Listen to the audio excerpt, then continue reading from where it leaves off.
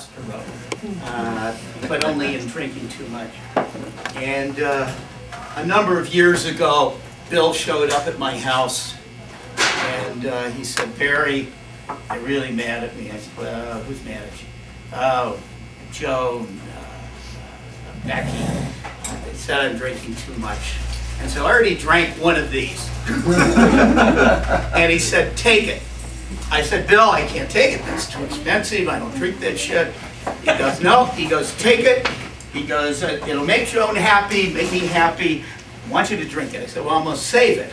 And, 5 or 6 years from now, on St. Patty's Day, when we're retired, I'll just bring it down and we'll drink it." And so later, everyone who does drink, if you don't drink, don't try it. I know who you are. And so we don't want anyone breaking their AA vows. But since Bill can't be here, you can, we can. And we can drink to Bill. And we can remember the good fellow that he was.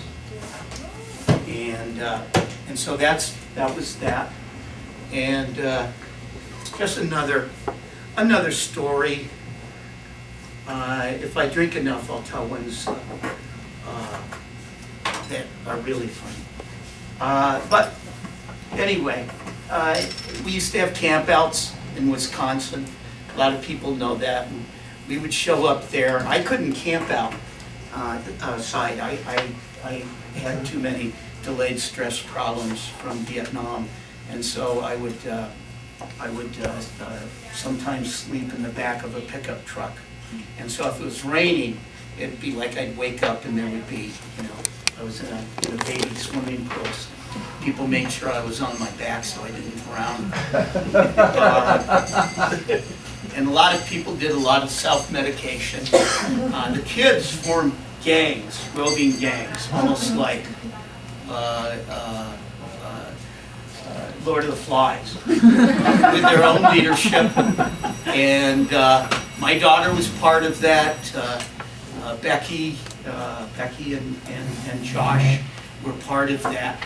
And it was sort of the VVAW anti-war scouts. And some of them really shits, and over July 4th would come up to our tents and set off firecrackers and make us go and triple problems.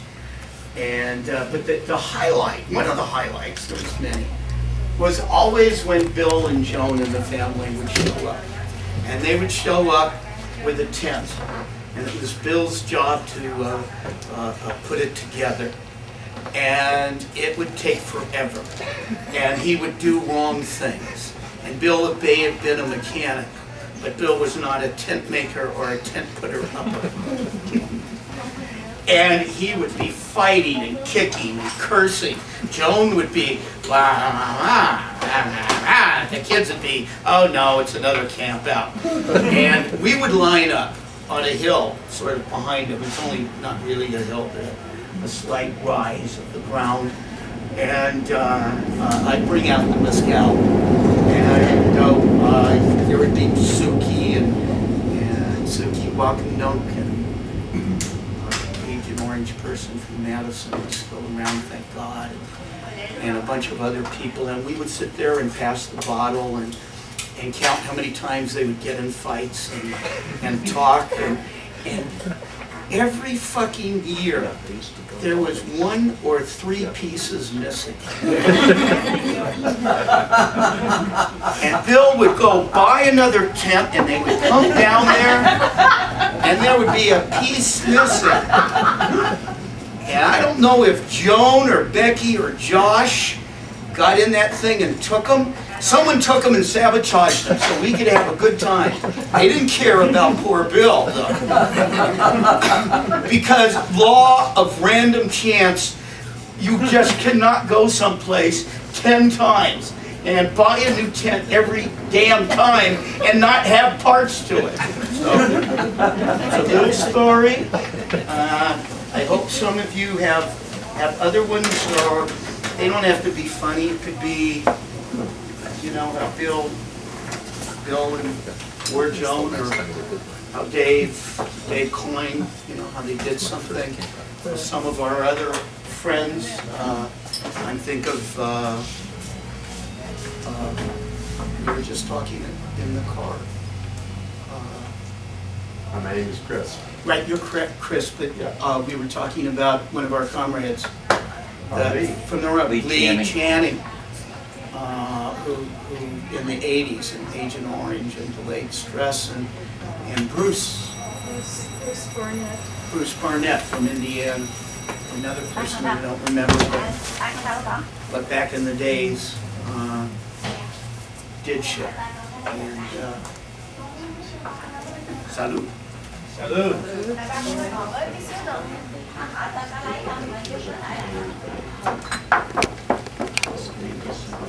Well, I can tell just briefly. I'm Ellie. I first met Bill. He hadn't been out of the military very long. This was in the early 1970s. And VVAW had an office on Newport Avenue in what's now Yuppieville, but in those days it was a nice working class neighborhood. And it was not too far from Wrigley Field. And I remember, you know, talking about Bill and his well-rounded life, being political, being a family man, and enjoying all of the aspects of life. And we used to kind of decompress by going to ball games. And we'd go to ball games and drink beer and get stupid and yell at the team because they were so awful. All of the teams, anything.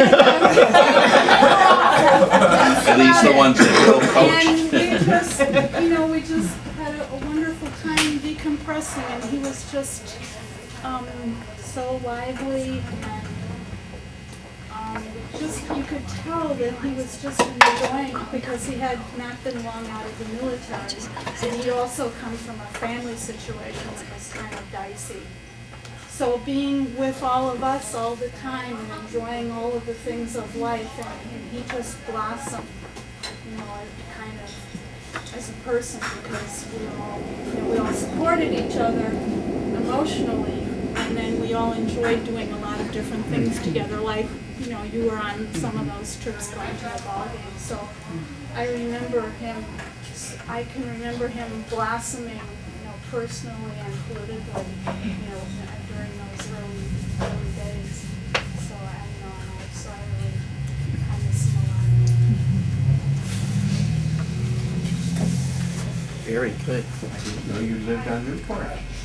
Well, I didn't live there, but I was a starving whatever, and so I would go over there and eat every day, and in exchange for which I did a lot of clerical work.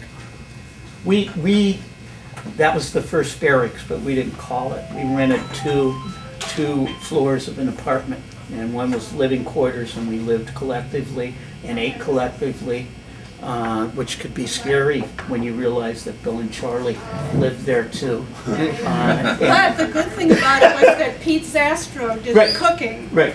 Otherwise, we would have been in bad shape. But Zastro knew what he was doing, and he kept us all nourished properly. If it wasn't for him cooking, we would have all been in deep problem.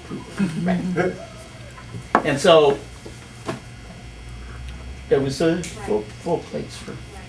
But it was a great place for Bill, especially having gone through this very unpleasant childhood and then going in the military and getting, you know, kind of all jerked around emotionally, and then coming into a group where there was so much emotional support.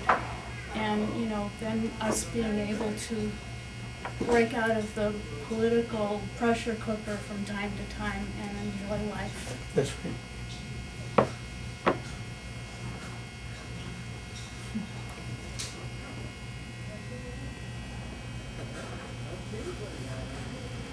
Well, I guess I'll say a few things.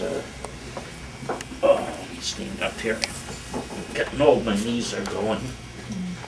I've known Bill for about 30 years. I first met him back in the 70s when VFP and VVAW used to have our Memorial Day and Veterans Day ceremonies over at the Daly Center before Jane Byrne built the bathtub, which you'll see a small piece of it over by the memorial. It's kind of arced around one of the trees there. But I guess I really got reactivated in VVAW when Bill invited me over to his place. He invited us all over for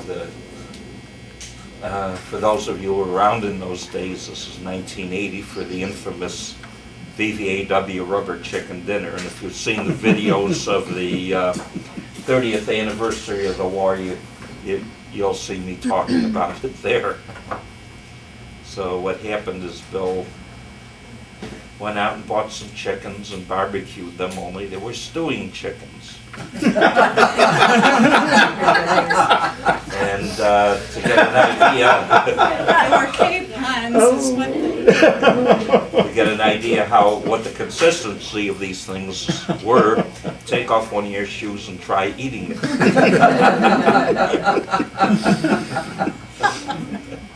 And poor Bill never really lived that down. I took a lot of opportunities to razz him about it. And about 4 years later, let's see, Steve Nelson, Freddie Champagne, and I can't recall who else were invited over to Bill's place. I guess it was because Freddie Champagne, who now lives out in Garberville, California, had come into town. And before I could even say anything, Bill had prepared a lunch, and he says, "Mike, if you say anything about that chicken, your ass is out of here."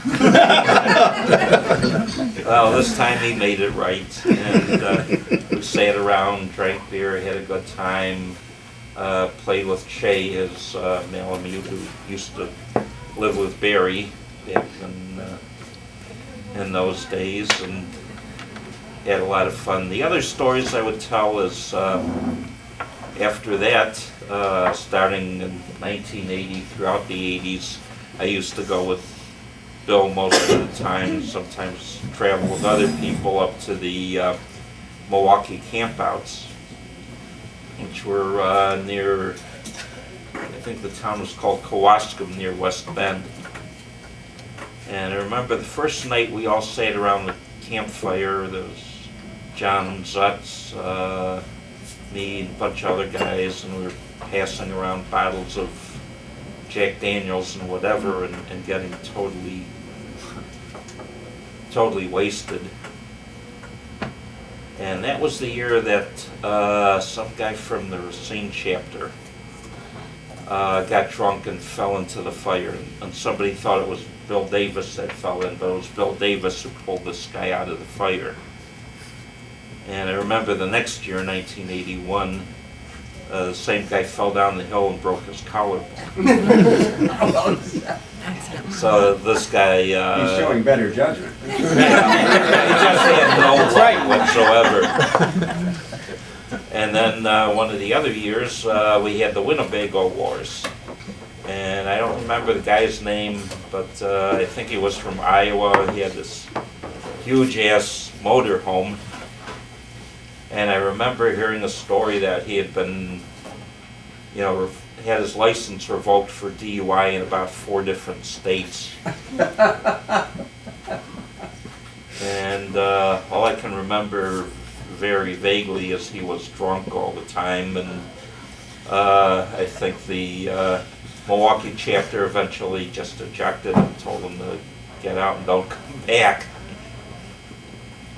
And I really have to get in touch with Annie Bailey and and the two of us write a recollection about these campouts, because I remember the one year we had the pig roast, and Annie grossed the kids out by eating the eyeballs. Every year. Every year. Yeah. Every year. Yeah. Every year. There was more than one pig roast. Yes, every year. Yeah. That was how she kept them in line every year. So Barry, you're serious about opening this? Not right now, after dinner.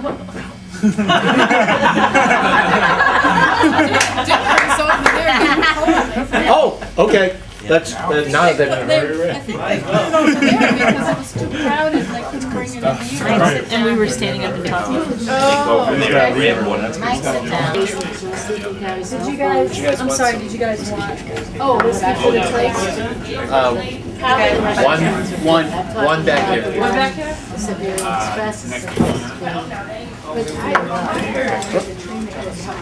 Thank you. Very nice. Thank you. This is extra. Yeah, this is extra. So we already had one. Put it by Barry. Okay. Okay, Is everyone ready? everybody got it. We're ready. Ready on the left? Someone else make the toast.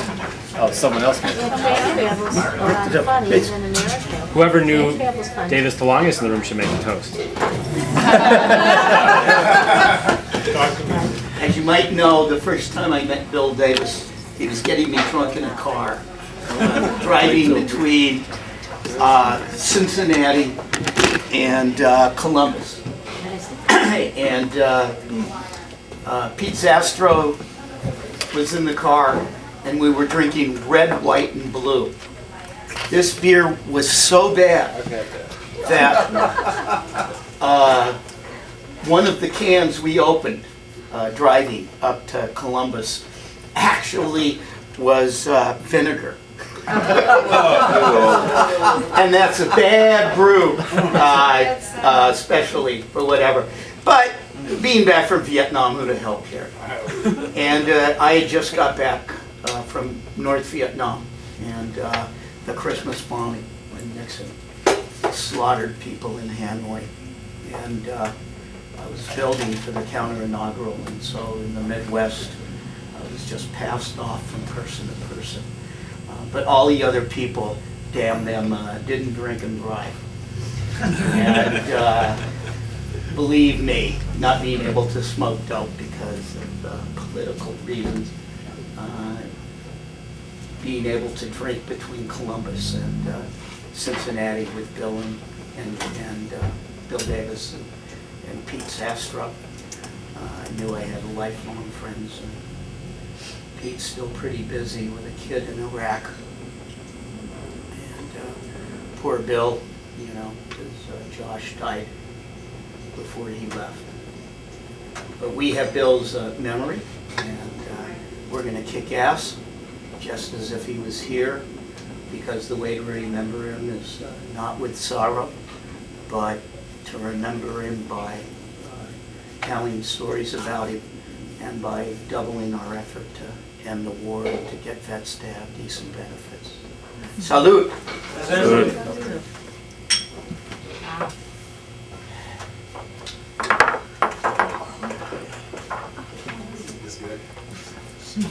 This is good. This is good. Damn that man. Why isn't he alive bringing ore over when Joan is mad at him? Oh my goodness. So smooth. Oh my, yes. Unbelievable. For many years. I think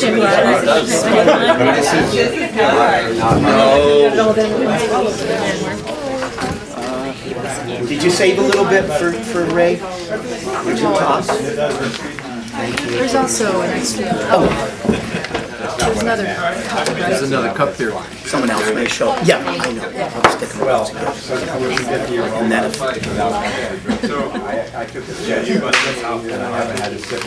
those are so fucking great. When we were driving, you know, we picked him up, and we're reading, and people are reading the cartoons. Or you can take all of No, us. no, go back first. Go. I can get you. No, I'm just saying something quiet. Come on, man. I'll be honest. I knew him for 6 years. Hell no, leave me alone. I ain't necessarily got a specific story on the top of my head. My name's Jose Martin. Everybody calls me Giuseppe. Panamanian American. Was never in the U.S. military. Tried to join, but they wouldn't let me in. Thank the Lord. And my only war experience is being a little kid in Panama during the invasion occupation, which is enough, right? But Bill Davis is one of the most amazing men that I've met in my life, and I'm fortunate enough to spend 25 years in activism and in struggle. And he was a beautiful, beautiful man for the 6 years that I knew him, and I knew him as an activist, and I knew him through activism. So on a personal level, only in drinking afterwards, after events, eating after events. But he was a beautiful, beautiful man, a funny ass man. And well, today I learned that he had a wonderful taste in whiskey. So, Bill, I'm always going to remember you. Thank you. Bill's got something to say, right? No, they were like, We've been watching them stink on a wine screen instead of on a little square tube. Oh, how exciting is that? As opposed to out on the Come on, Ellie. Tell about when Bill and Ed fought to the death over you.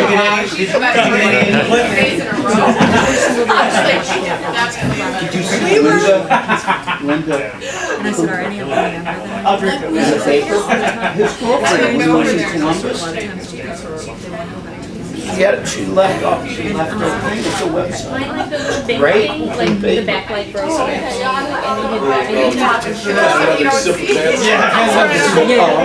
It's really Is good. it like, so this, I mean, it's got a camera. I'm not sure it's Do you remember that's what my other one said. But when it rains, okay, so it shows up. But it's like, it's a time, right? So like if I'm driving or something, I just want to see. Right. It's hard. And then We were talking about that. that. Underwater welder. First woman. So it's just I do, but I can't remember it now. it's real heavy. career choice? And she dated, When I was young, right, and she dated that very silly man. And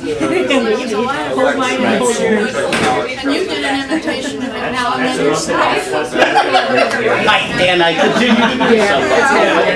That's underwater welding.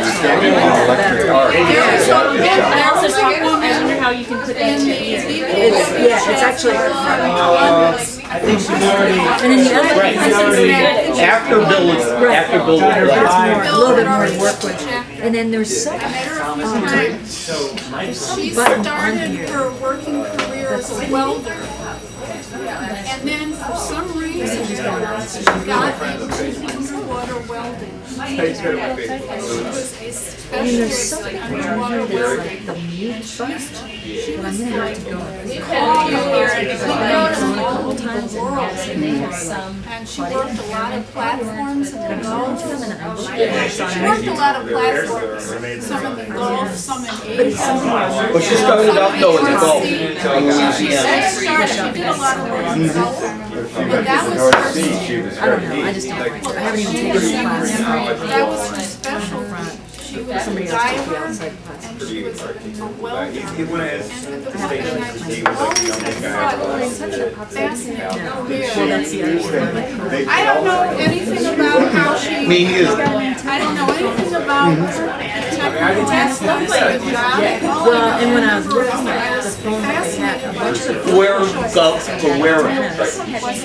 a bunch of the other smartphones still have. Guerrera. It's just some phones. It was a Spanish name. If you camera, you can take pictures of Like people, so when they go out, G-A-U-R. But you know what? That means that other people. Like that. Not O. Something like that. A. I have some. No, like, yeah, I more don't like you. remember. I don't don't know any of the technical aspects of her job.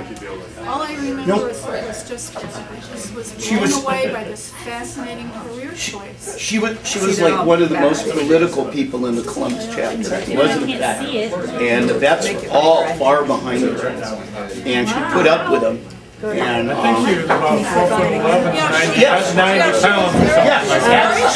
yeah, she was like my daughter. Might have even been taller than She was her. very short, and Right. I remember she was small. And I saw that name I don't even. someplace And I else. don't know, she just sort of disappeared off the face of the Well, earth. with I her mean, job, she could retire very young. Oh, yeah, Anywhere in the world, she was making money hand over fist. I mean, she could Just like you should demand download as much as she wanted because there were so few people in the world who could do her job. Little women. I think You know, there's more and- now because there's so many platforms. Well, there were enough platforms that were racing all around the Sitting on top world. of the platform, paid down. So she was, I mean, she could write. That's where her brother works. That's where her brother. Where did I go? When I was she's blown away by fascinating and You at the interesting. time you're probably like, this will be I used to put hilarious. myself to sleep and play blackjack on my phone. If I couldn't sleep, I would play blackjack. So apparently I would I get my phone and remember, go on the internet and download. I don't remember her name, but I can sort of. That is the last I name. can picture her. The river.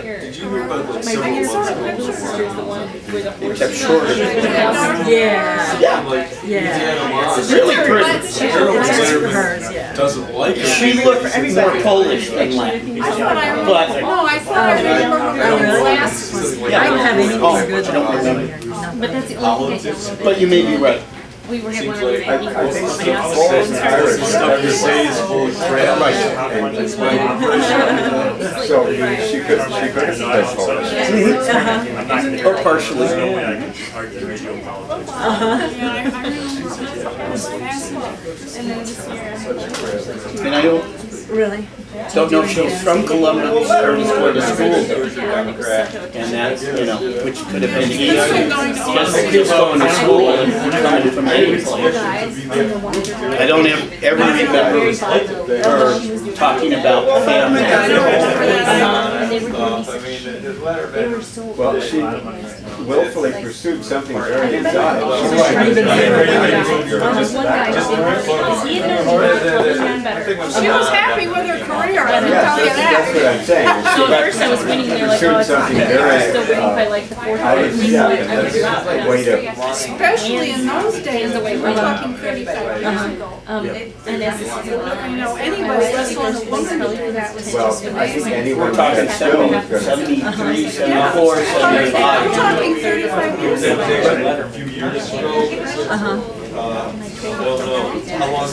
Well, I'm not. I really haven't seen. how are you playing the ball? You should be out getting the plants and buying handbags. I know, it seems like Wow. Now that we've had our So then I felt like I had something to do. What does that mean? Does that mean like, that means you get, that means I can waterboard you? It means he won't do a bill thing on the camera. Yeah, my friend Jim plays, but he really is into it. She's back to normal. I'm not talking about him. Oh, no, I'm talking about you. He won in one of He his. won't do a bill thing on the camera. Why not? Oh, I probably should have. Jungle Jet. Playing for Yeah. I was playing for pride. Yeah. Posterity. Well, sure. Posterity. Yeah. You got a lot. Yeah. Should have sent an email back saying like, "Can you win money? Because I need to buy some handbags." Well, when he wrote that, I was like, I'm like, I brought handbags. Starts off. Right. I'm on football now. That's right. Jeff. Jeff. It's not hard to buy handbags and watch football at the same time. Bill's gonna tell At any rate, it's really rude. Yeah. And then he was getting comments to us about like how he didn't understand. I'm how still kids waiting for or the girls can do fight that.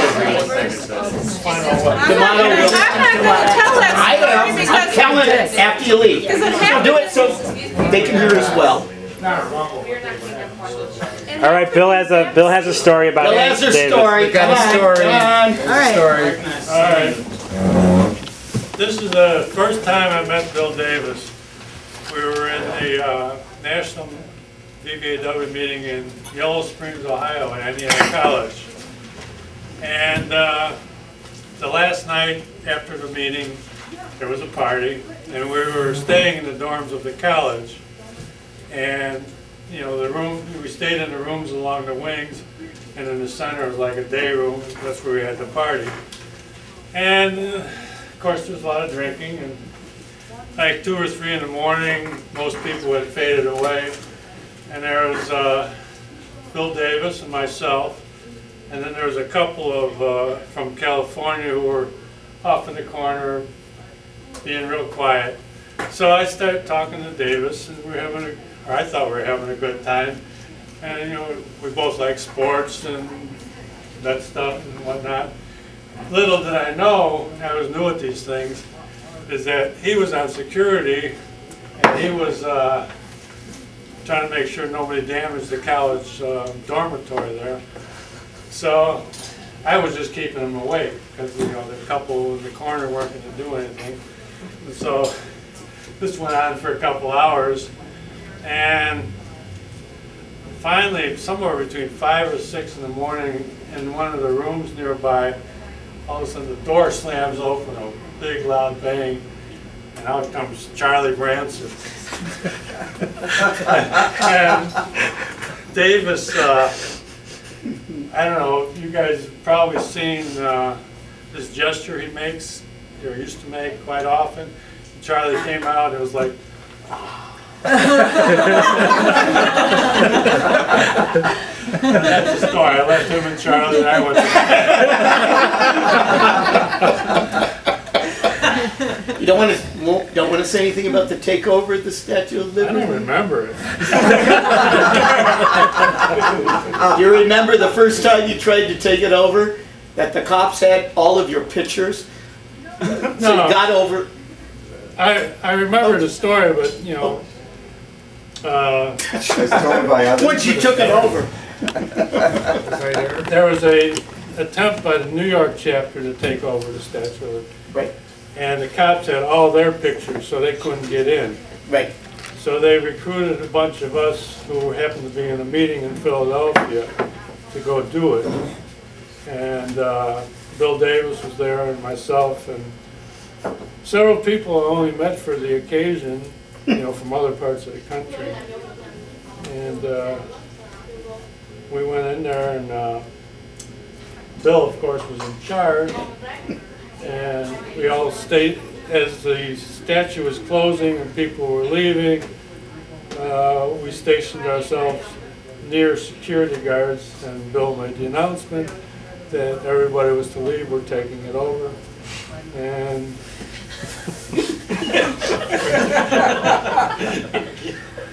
and they left. You took it over! We put chains on the doors, and spent 16 hours there before they came and got us. Convicted you?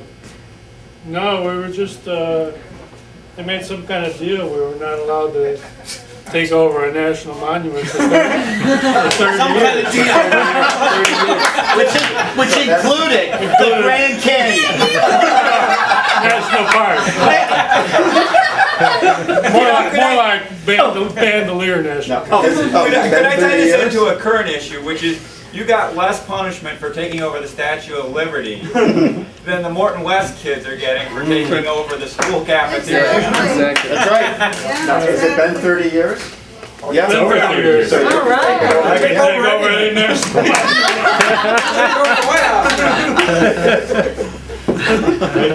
Oh no, they got snipers now. Everything has changed. That's right. We need another closed prison like Alcatraz to take over. Yeah, that's been done though. I don't think you want to take it over. It's been done several times. Well, people should take note of it. Pick up a copy of The Veteran if you haven't gotten one. There's the online guest book, which there's the link in there. If you haven't gone online to write down memories of Bill on there. And there's a bunch of photos, and there's this one photo taken here of John Zutz and Bill Davis.